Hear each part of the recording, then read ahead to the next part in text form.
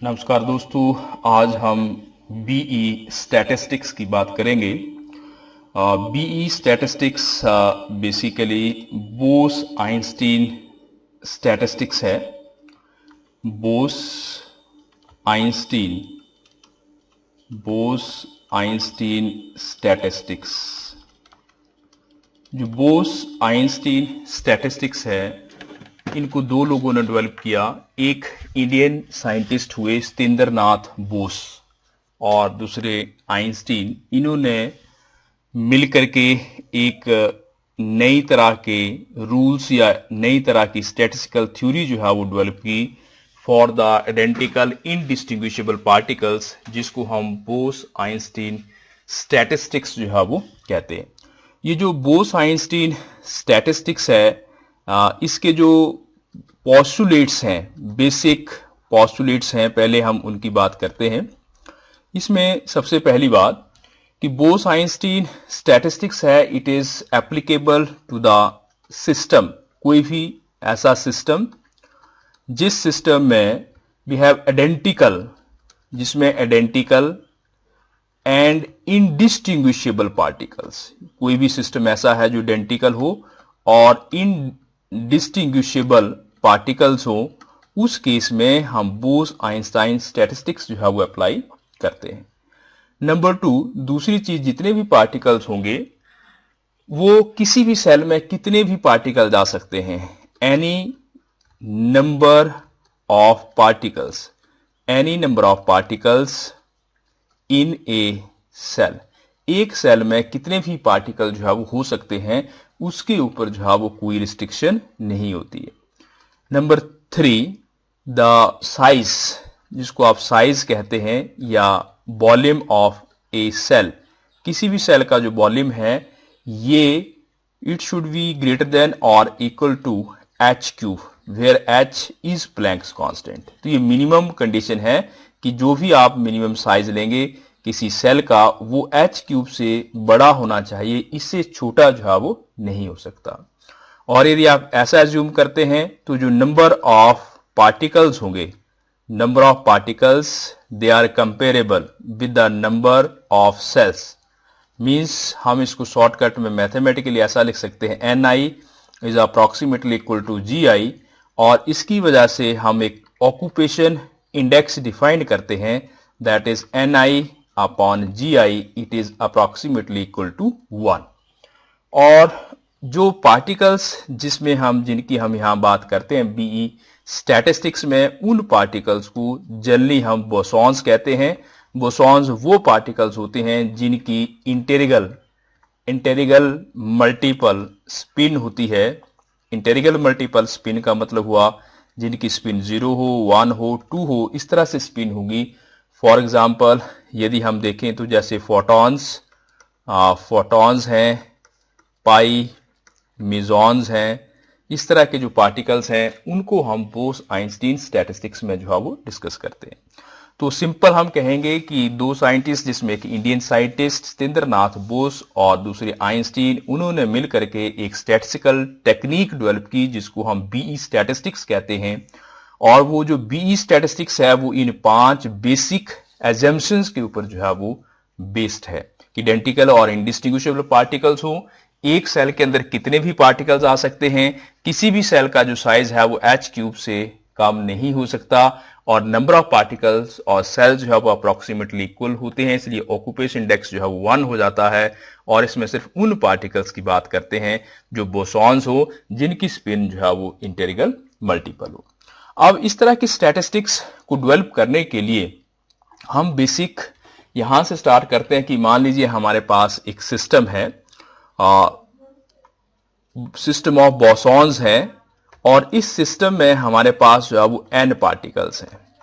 N particles हैं, उन particles की डिस्ट्रीब्यूशन को हमने जो है वो डिस्कस करना है, और ये आइडेंटिकल और इनडिस्टिंग्विशेबल है। तो सपोज करो ये हमारे पास फेस स्पेस है। फेस स्पेस को हम जो है सबसे पहले डिफरेंट कंपार्टमेंट्स में, डिफरेंट एनर्जी कंपार्टमेंट्स में जो है वो डिवाइड करते हैं। ये हमारे पास डिफरेंट एनर्जी कंपार्टमेंट्स हो गए, जिन कंपार्टमेंट्स में हमने जो है इन पार्टिकल्स को डिस्ट्रीब्यूट करना है। तो हम यहां से ऐसे लिख सकते हैं कि मान लो जो भी हमारे पास फेस स्पेस था, फेस स्पेस का मतलब momentum and energy face space, इसमें हम जो है वो compartment first, second, third, fourth, इस तरह से हमने इसको केट कंपार्टमेंट में डिवाइड कर दिया। ये फर्स्ट कंपार्टमेंट है, ये सेकंड है, ये थर्ड है और ये के अलग अलग कंपार्टमेंट्स में जो है हमने डिवाइड कर दिया। और ये जो कंपार्टमेंट्स हैं ये अलग अलग साइज के जो है वो कंपार्टमेंट्स हैं।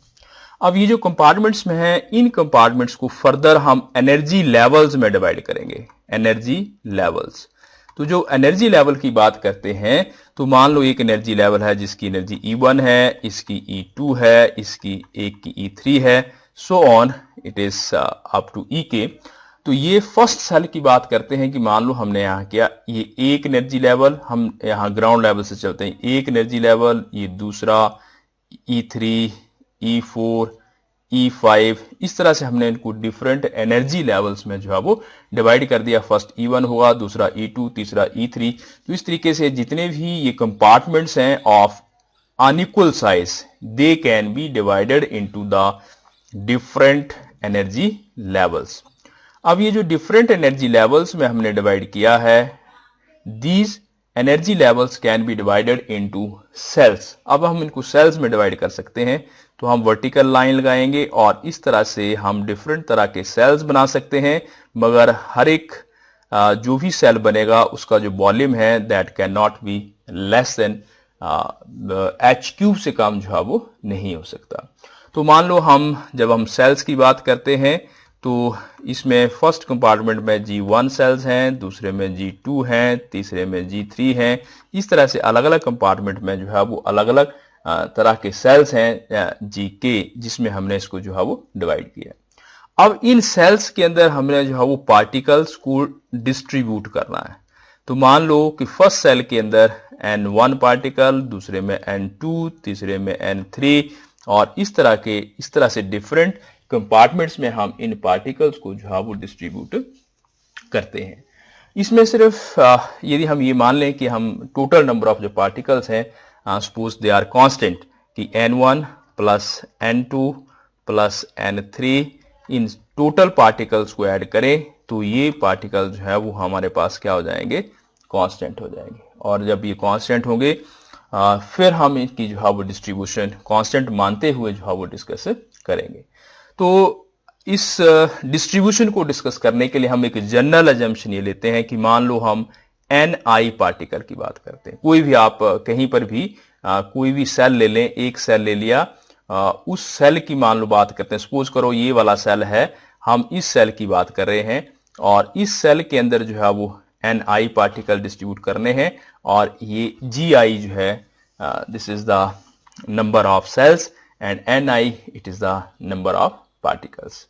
अब यहां पे Ni सेल्स हैं और जिसको हमने डिस्ट्रीब्यूट करना है Gi क्वांटम स्टेट्स हैं, जिसको आप सिंपल लैंग्वेज में सेल्स कहते हैं, और इनके अंदर जो है आपको इनको डिस्ट्रीब्यूट करना है।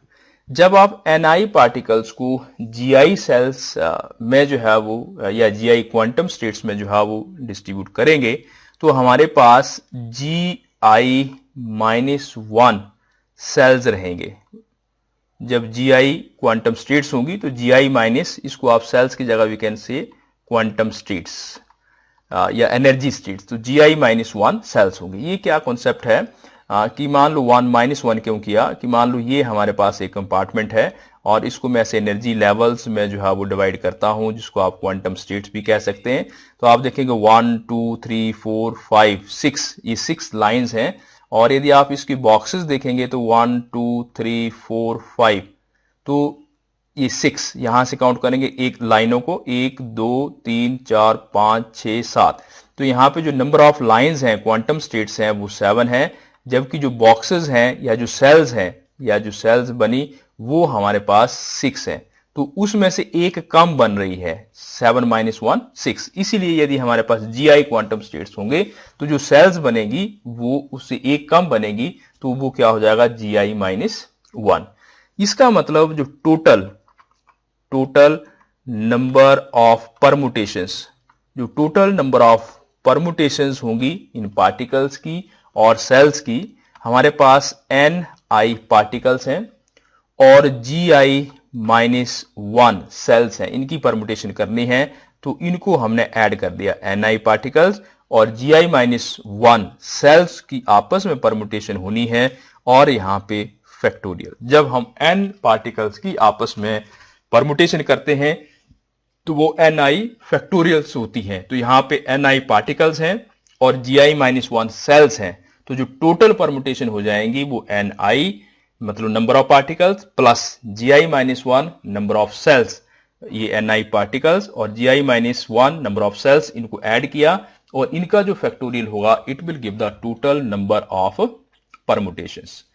अब यहां से जो ये पार्टिकल्स हैं, since the particles are indistinguishable, जो Ni पार्टिकल्स हैं दे आर इनडिस्टिंग्विशेबल, ये इनडिस्टिंग्विशेबल है। और जो Gi-1 सेल्स हैं, ये सेल्स जो हैं दे आर आल्सो आइडेंटिकल, वो भी सारी की सारी जो है वो एक जैसी हैं। इसका मतलब ये हुआ कि Ni जो इनडिस्टिंग्विशेबल पार्टिकल्स हैं इनकी Ni फैक्टोरियल मीनिंगलेस आपस में परमुटेशंस होंगी और जो Gi-1 सेल्स हैं इतने फैक्टोरियल, इनकी जो है वो आपस में मीनिंगलेस परमुटेशंस होंगी। तो हम कुल मिला के ये कह सकते हैं कि ये Ni फैक्टोरियल पार्टिकल्स की और Gi-1 फैक्टोरियल सेल्स की इतनी परमुटेशंस होंगी आपस में जो मीनिंगलेस होंगी क्योंकि पार्टिकल्स आर आइडेंटिकल। तो एक जनरल फॉर्मूला हम ऐसे लिखते हैं कि टोटल नंबर ऑफ वेज या टोटल नंबर ऑफ परमुटेशंस या टोटल नंबर ऑफ वेज जिससे आप पार्टिकल को डिस्ट्रीब्यूट कर सकते हैं, it is equal to the meaningful ways और multiplied by the meaningless ways. जैसे ये हमारे पास बॉक्स है, एक पार्टिकल यहां पे है, एक यहां पे है, तो यदि हम एक्सचेंज करते हैं क्योंकि पार्टिकल जो है वो आइडेंटिकल है, तो ये वाला यहां पे आ जाए और ये वाला यहां पे आ जाए, it is meaningless if particles are indistinguishable. यदि पार्टिकल डिस्टिंग्विशेबल है तब ये मीनिंगफुल है। तो यहां पे इस तरह की जो परमुटेशंस हैं जो आपस में होंगी वो मीनिंगलेस होंगी। तो यहां से हमने कहा total number of ways, total number of जो परमुटेशंस बन रही है वो ये है, it is Ni plus Gi-1 into factorial.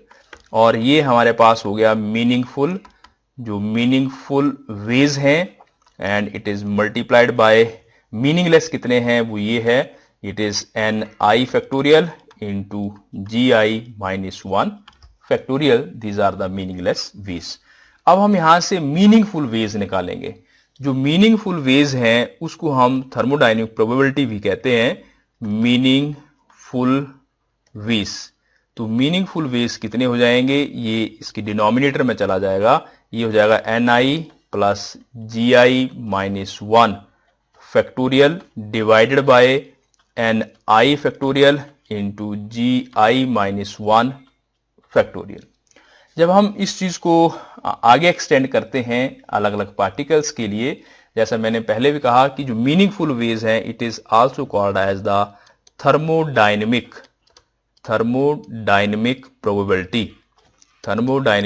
Probability which is represented by W। तो ये जो W है इसको हम ऐसे लिख सकते हैं। अब हम इसको एक्सटेंड करेंगे, ये जो फॉर्मूला हमने लिखा है इसमें I की वैल्यू 1 पुट करें तो ये होगा फर्स्ट के लिए N1, यहां पे हो जाएगा G1 माइनस 1 फैक्टोरियल अपॉन यहां पे N1 factorial, it is G1 minus 1 factorial. फिर जब हम दूसरे पार्टिकल के लिए करेंगे तो ये हो जाएगा N2 plus G2 minus 1 factorial upon N2 factorial into G2 minus 1 factorial. इसी तरीके से थर्ड के लिए करेंगे, फोर्थ के लिए, और जो लास्ट kth सेल है उसके लिए यदि हम इसी फॉर्मूले को एक्सटेंड करें तो ये हो जाएगा kth के लिए Nk plus Gk minus 1 factorial upon Nk factorial और यहां पे it is Gk minus 1 factorial. और इस सभी को यदि हम एक ब्रीफ फॉर्मूले में समराइज करके लिखना चाहें तो W that is the thermodynamic probability, it is equal to pi. Pi का मतलब होता है मल्टीप्लाई जो हो रही हैं टर्म्स उनको इकट्ठा करके लिखना। जैसे हम समीशन लिखते हैं वैसे ही पाई का मतलब होता है जो मल्टीप्लिकेशन। तो I goes from 1 to K और यहाँ पे formula NI plus GI minus 1, इन सभी को फिर हमने इकट्ठा करके लिख दिया upon it is NI factorial into GI minus 1 factorial. तो ये हमारे पास एक फॉर्मूला जो है वो डेवलप हुआ है। यदि हमारे पास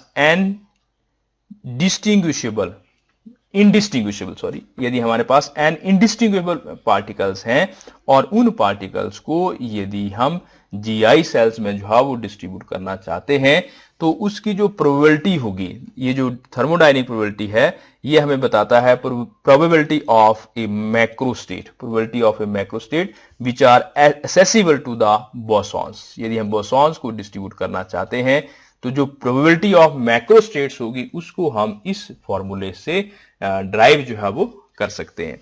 तो यहां तक जनरल थर्मोडायनेमिक प्रोबेबिलिटी का जो फॉर्मूला है उसको हम कैसे ड्राइव करते हैं, जनरल जो बोस-आइंस्टीन स्टैटिस्टिक्स है उसमें क्या एजम्पशंस होती है, ये हमने आज के लेक्चर में डिस्कस किया।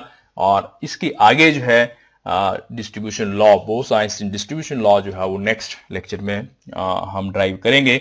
तो यहाँ तक यदि आपको मेरा ये लेक्चर जो है वो अच्छा लगा हो तो प्लीज़ इसको लाइक करें, शेयर करें और मेरा चैनल जो कि डॉक्टर एच पाल के नाम से है उसको सब्सक्राइब करें।